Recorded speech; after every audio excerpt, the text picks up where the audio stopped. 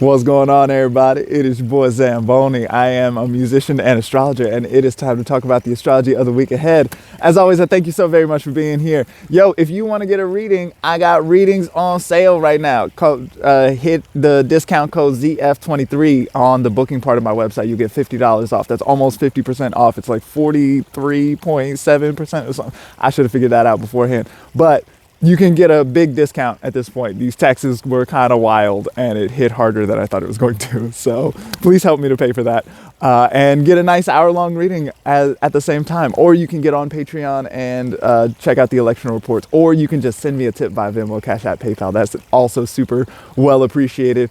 You can always support for free by going to Spotify, Tidal, Pandora, checking out Breathe, the breathing exercise, or Can't Help Myself, or any of the other stuff that I always talk about. Thank you so much for being here. Let's talk about the astrology of the week ahead. So this week we got some wild stuff going on here. It is, so there are two main things that are happening this week. We've got a big eclipse that's happening at the end of Aries. This is going to be our very first eclipse that is happening in Aries. That's going to begin this cycle, which is going to go on for 18 months or so, which is what eclipses do. And, so eclipses, it's important to remember that eclipses are moments of shadow, right? So an eclipse is a moment when the sun and moon line up in such a way, or the earth as well. And so a normally bright object like the sun or the full moon, in this case the sun, is going to be eclipsed. It's going to be cast into shadow, right? And so there's something dark or uncertain about that situation, just to begin with, like as a phenomenologically, that's what's going on here.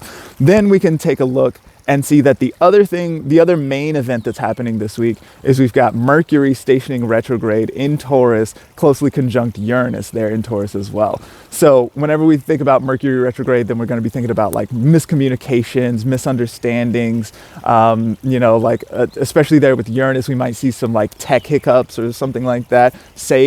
Resave, double save your shit, keep a backup in some kind of location, something like this. This is a great week for you to lose your term paper over some bullshit. Don't let that happen. Your phone might drop in the toilet or some shit like that. Like, save your shit this week, right? But so with both of these things here in mind, with misunderstandings and miscommunications on the one hand, and then eclipses on the other hand, and those are happening in the space of it's like 2 days or something like that, where like all of this is happening. That's kind of a focal point here where everything kind of wants to sort of revolve around that moment there. Then what we're looking at in the kind of global space is uncertainty and confusion. So this is not a week where there's a clear idea about the path ahead or a clear idea about what is coming next or something like that. This is characterized by shadows and confusion.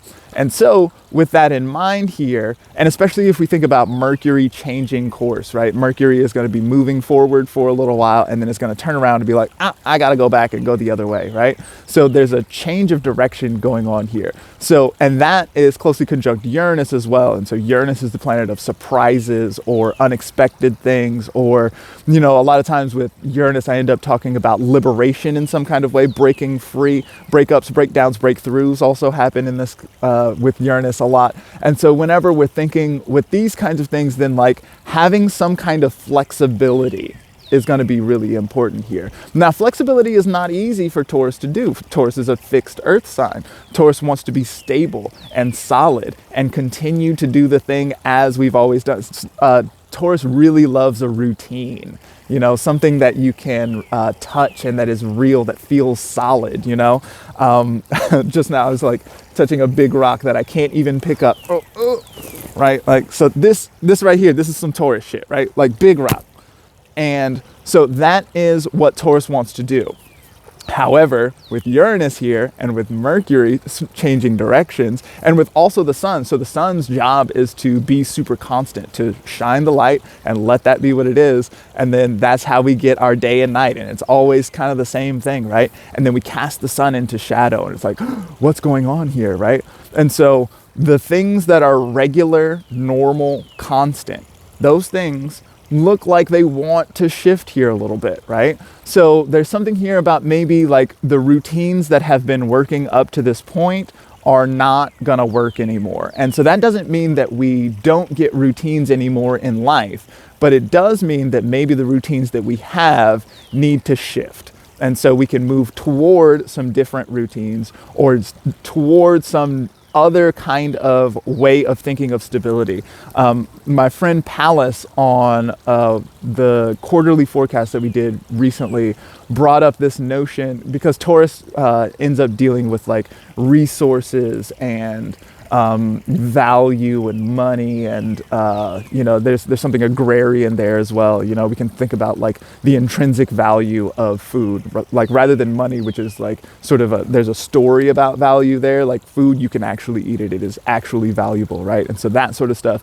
And seeing Uranus there and the disruptions that Uranus is associated with, what Palace said was like, we can find ways of, like, the good life is possible if we can switch up the way that we are thinking about what the good life is. So if you want to be a billionaire with a yacht, then like that, sure, that looks like a fun life, right? But the path to that is not stable. Like getting to that place, getting to like Jeff Bezos kind of wealth, like good luck, dog. In the meantime, if, with global supply chains being whatever they are, and like the whole historical moment is in flux and all this, then what are some ways that we can actually feel good and live a good life here? What does it mean to, rather than trying to stack up $1 million and trying to live a good life that way? Clearly that has not been working very well for many people.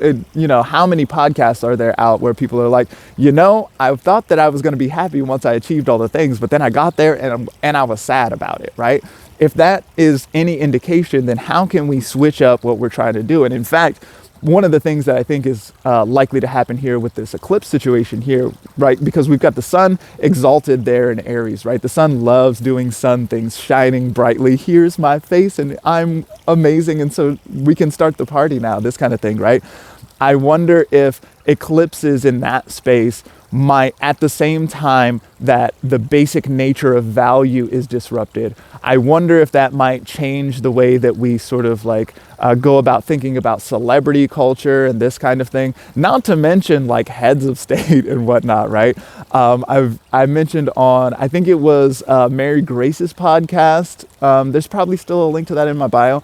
That like, especially with Mercury in Taurus, the sign of the land, Mercury and Taurus moving back and forth, there might be some like border shifting stuff going on here. We can see that, the eclipse is happening in Aries. That looks fairly warring, looks like something that, there could be some conflict here, especially since we see that Mars is in Cancer square to that as well.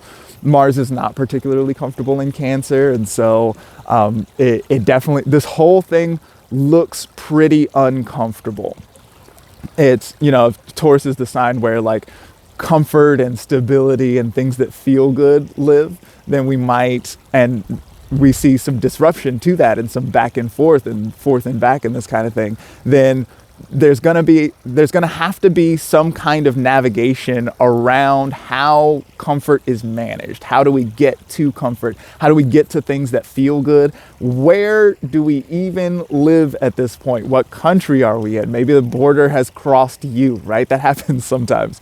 And then, so like this kind of thing might be going on. And yet there's still, so one thing that is more possible, I think, during a Mercury station than at other times, because Mercury likes to zip. Mercury likes to get through and get places, right? Mercury stationing, that's Mercury being stopped for a second. So there's something slow here. So especially because it's so dark, there's shadows and darkness and uncertainty, maybe now is a good time to stop for a moment, rest, take a break. Maybe even it's not a rest. Maybe you just stop and take stock of what's going on. Slow down for a second. If it was light and you were moving at a certain rate and then all the lights turned off, then maybe it's a good idea to slow down and figure out which senses are going to be the ones that are going to be most operable at this time. I'm out of time here. Thank you so much for rocking with me. Check you out.